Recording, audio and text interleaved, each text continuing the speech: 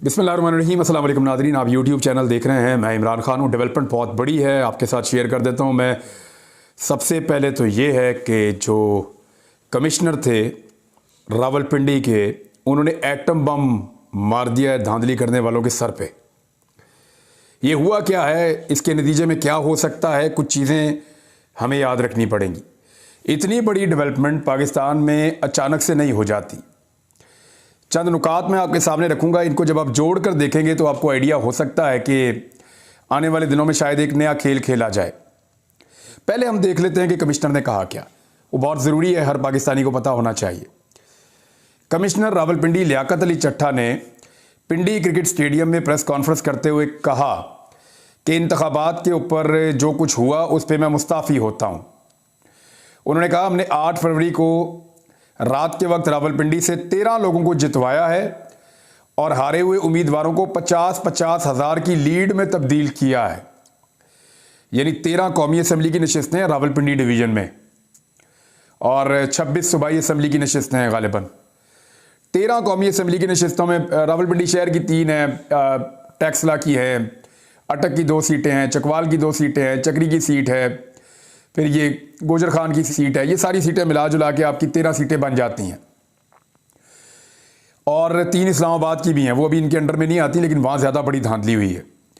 वो ये कह रहे हैं कि 13 के 13 सीटें जो हैं वो हमने उन लोगों को जिता दी जो हार रहे थे और 50-50 हज़ार की लीड को हमने तब्दील कर दिया। फिर उन्होंने कहा, मैंने रावलपिंडी डिवीज़न में नाइंसाफ़ी की है। प्रेशर की वजह से आज सुबह फजर की नमाज के बाद मैं खुदकुशी करने की मैंने कोशिश की। फिर सोचा, हराम की मौत मैं क्यों मरूं, क्यों ना सब कुछ अवाम के सामने रखूं। लियाकत अली चट्टा का कहना था कि मुझे रावलपिंडी कचहरी चौक में फांसी देनी चाहिए। मैं रावलपिंडी डिवीज़न में इंतखाबी धांधली की जिम्मेदारी कबूल करता हूं और अपने आप को पुलिस के हवाले करता हूं। मुल्क की पीठ में मैंने जो छुरा घोंपा है वो मुझे सोने नहीं देता। मैं सकून की मौत मरना चाहता हूं और मुझे जुल्म की सज़ा मिलनी चाहिए। मेरे साथ चीफ इलेक्शन कमिश्नर और दीगर को भी सज़ाएं दी जाएं। कमिश्नर रावलपिंडी ने बताया कि हमने रावलपिंडी डिवीज़न की 13 कौमी असम्बली की सीटों पर हारे हुए लोगों को जितवाया। अपने मातहत रिटर्निंग ऑफिसर से मादरत चाहता हूं। जब मैंने उन्हें कहा कि आपने गलत काम करना है तो वो बेचारे रो रहे थे। मेरे मातहत ये काम नहीं करना चाह रहे थे। लियाकत अली चट्टा ने कहा कि चीफ जस्टिस और चीफ इलेक्शन कमिश्नर धांधली के इस जुर्म में शरीक हैं। 70,000 लीड वाले आज़ाद उम्मीदवारों को जाली मोहरें लगाकर हराया गया। मामले की सारी जिम्मेदारी कबूल करता हूं। मुझे फांसी दी जाए। पाकिस्तान तोड़ने के जुर्म में मैं शरीक नहीं हो सकता। अच्छा, इसके बाद इनको गिरफ्तार कर लिया गया है। ये वहाँ से निकले जब प्रेस कॉन्फ्रेंस करने के बाद, तो इन्हें गिरफ्तार कर लिया गया। अब इसके अंदर आप 2 चीज़ें रखें। बहुत मुमकिन है जो ये बात कह रहे हैं वो सच है और ये बताना चाह रहे हैं कि इन्होंने धांधली की और इनको वाकई नदामत है। लेकिन जिस तरह ये सूटेड बूटेड आए हैं, जिस तरह इन्होंने प्रेस कॉन्फ्रेंस की है, इस तरह के उलिये में सुबह के वक्त आदमी खुदकुशी नहीं कर रहा होता। नॉर्मली मुझे ऐसा लगता है। बहुत मुमकिन है कि इन्होंने सोचा हो कि आखिरी दिन है मेरा इस सीट के ऊपर, तो मैं अपने प्रॉपर तरीके से डेकोरम के साथ जाऊं और जाकर अपना एतराफ़ जुर्म करूं और इज्जत के साथ अपनी गिरफ्तारी दे दूं और अपने किए की सज़ा काटूं। बहुत मुमकिन है इन्होंने ये सोचा हो सकता है जो बातें इन्होंने की हैं वो बिल्कुल सच हैं, लेकिन चंद सवालात पैदा होते हैं, वो मैं आपके सामने रख देता हूं। नंबर 1, ये जो कमिश्नर साहब ने बातें की हैं, इन्होंने ये तो नहीं बताया कि दबाव किसने डाला इन पे। यानी ये तो ये बता रहे हैं कि मैं बहुत दबाव में था, लेकिन दबाव किसने डाला ये नहीं बताया। यानी अगर कोई आदमी सुबह के वक्त खुदकुशी कर रहा है और कोई आदमी अपनी हर चीज़ दांव पर लगा रहा है, फांसी लेने को तैयार है, तो फिर वो आधा सच क्यों बोलेगा। ये नुक्ता अपने जहन में आप रखिएगा। दूसरी बात, इस शख्स को गिरफ्तार कर लिया गया है। मुबैना तौर पे कुछ लोग कह रहे हैं, एक तो इनके रिश्तेदार जो हैं वो बड़े अहम ओहदों के ऊपर हैं, निगरान हुकूमत में भी हैं, और कुछ लोग कह रहे हैं कि ज़हनी मरीज हो गए हैं। ये सब अपनी अपनी बातें करेंगे। लेकिन माजिद निज़ामी साहब ने एक ट्वीट किया इनके बारे में। उन्होंने कहा कि डिप्टी कमिश्नर रावलपिंडी हसन वकार चीमा के वालिद वकार चीमा साहब मुस्लिम लीग नून के टिकट पर वजीराबाद से MPA का इलेक्शन जीते हैं। और ये एक डेवलपमेंट आप अपने जहन में रखें। इनके भाई जो हैं वो निगरान हुकूमत का हिस्सा हैं।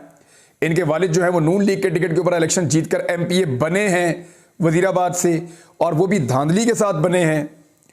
ये सारी चीज़ें अगर आप दिमाग में रखें और फिर आप ये भी जहन में रखें कि ये शख्स जब बात करता है तो एतराफ़ जुर्म तो करता है, लेकिन किस किस ने इसको जुर्म के ऊपर मजबूर किया उस बारे में नहीं बताता।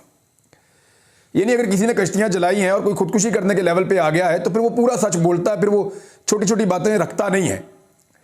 तो इस वजह से भी लग रहा है कि शायद ये किसी प्लानिंग का हिस्सा तो नहीं है। दूसरी एक और चीज भी ध्यान में आती है, वो ये है कि एक केस भी चल रहा है सुप्रीम कोर्ट ऑफ पाकिस्तान में और वो सुनवाई के लिए मुकर्रर भी हो गया है, अनकरीब सुना जाएगा।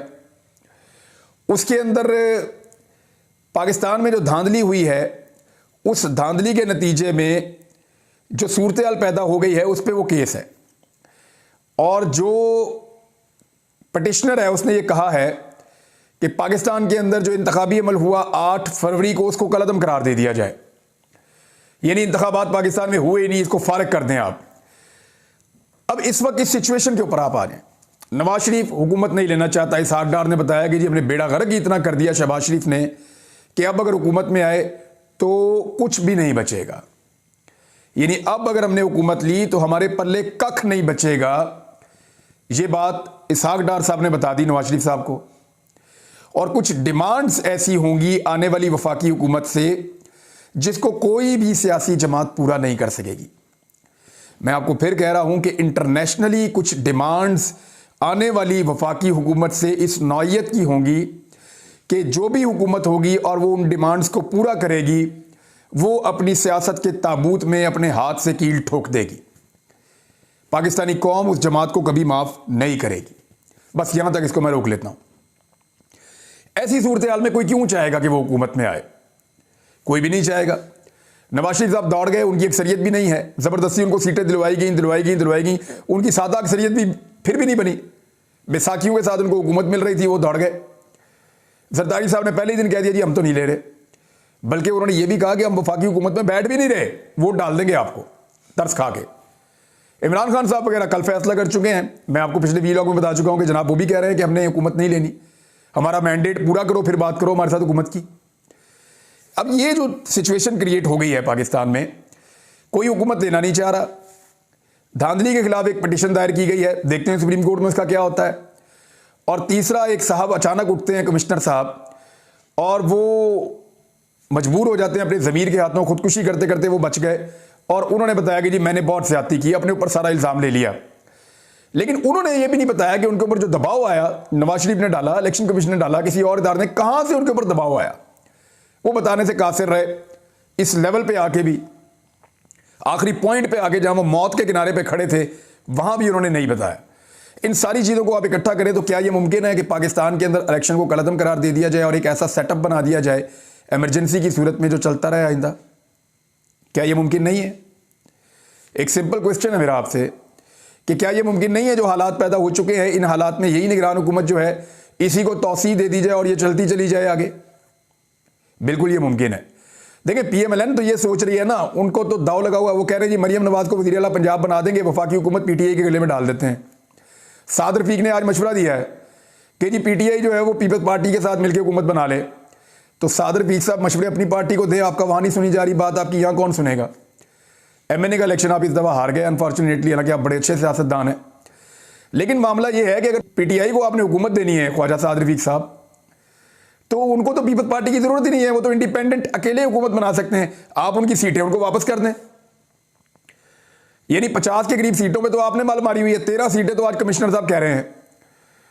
3 सीटें जो हैं वो इस्लामाबाद से हैं, 16 हो गई। फिर मंडी बहाउद्दीन और गुजरात की सीटें हैं, हाफजाबाद, सरगोदा, गुजरांवाला, नारोवाल, सियालकोट, 4 से 5 सीटें लाहौर से फौरी तौर पे निकल जाएगी PMLN के हाथ से। अगर ये सारी सीटें निकल जाती हैं तो फिर तो PTI खुद ही हुकूमत बना लेगी अपनी। उनको तो फिर किसी और की मदद की ज़रूरत ही नहीं रहेगी पाकिस्तान तहरीक इंसाफ को। तो ये जो पीपल्स पार्टी वाला मशवरा दिया जा रहा है, एक्चुअली वो चाह रहे हैं कि जिस तरह बांधा गया PMLN को, पीपल्स पार्टी को और PTI को बांध लिया जाए। देखते हैं आने वाले दिनों में सिनेरियो क्या बनता है। लेकिन फजल रहमान साहब ने जो बातें की उसके बाद हालात बहुत कशीदा हैं। और ये कमिश्नर का स्टेटमेंट, अगर तो ये सही बात कर रहे हैं, सच बोल रहे हैं और इसके पीछे कोई मैलाफाइडी नहीं है, इसके पीछे कोई ऐसी चीज़ नहीं है जिसके नतीजे में इलेक्शन को कलअदम करार दे दिया जाए, अगर ऐसा कुछ नहीं है तो फिर तो सूरत हाल बहुत अजीब हो गई है और पाकिस्तान एक अजीब डगर पे चल पड़ा है। वो राज जिनसे पर्दा उठता था कई दहाइयों के बाद, कई कई सालों के बाद बात पता चलती थी, फलां ने ये कहा, फलां ने ये कहा, वो अब दिनों में और महीनों में चीज़ें सामने आ रही हैं। फजलुर रहमान साहब ने क्लियरली एस्टेब्लिशमेंट के ऊपर इल्ज़ाम लगा दिया इमरान खान की हुकूमत गिराने का, और बहुत सारे लोग बोल चुके हैं। नजम सेठी साहब ने, जो इस वक्त की एस्टेब्लिशमेंट के बहुत करीब समझे जाते हैं और उस वक्त की जो इमरान खान साहब की हुकूमत गिराई गई, नवाज शरीफ के बहुत करीबी साथी हैं, कश्ती में नवाज शरीफ साहब के साथ नीम दराज भी थे। एक दिन बरतानिया में जाके उन्होंने मियाँ साहब के साथ काफ़ी मुलाकातें की और हमेशा सपोर्ट की, इमरान खान के मुखालिफिन को सपोर्ट की। उसकी वजह से इनको चेयरमैन पीसीबी भी लगाया गया, निगरान हुकूमत का वज़ीर आला भी बनाया गया। एग्जैक्टली ये करैक्टर मोहसिन नकवी साहब के करैक्टर से मिलता जुलता है। ये क्या फरमा रहे हैं कि मौलाना फजलुर रहमान बिल्कुल ठीक कह रहे हैं, तस्दीक फरमाई इन्होंने। तहरीक अदम एतमाद के पीछे जनरल बाजवा थे, इमरान खान से रेकोटिक का मुआहदा और एक दो काम करवाने थे, इसलिए तहरीक अदम एतमाद लेट हो गई थी, वरना पहले ही आ जानी थी। तो ये जनाब नजम सेठी साहब फरमा रहे हैं। अब ये जो इशू उठ गया ना, कमिश्नर साहब का स्टेटमेंट, उनका गिरफ्तार होना, इससे एक रास्ता भी खुल सकता है। वो ये खुल सकता है कि बहुत सारे और ब्यूरोक्रेट, जिनसे कुछ से मेरा भी राब्ता है, कुछ से मेरे दोस्तों का राब्ता है, वो सारे ये कह रहे हैं कि हम बहुत परेशान हैं, हमारी फैमिली हमें बुरा भला कह रही हैं, हमारे अपने घर वाले वोट डालकर कहीं और आए हैं और हमें यहाँ पे दफातर के अंदर बैठ के नताइज कहीं और के देने पड़ गए हैं।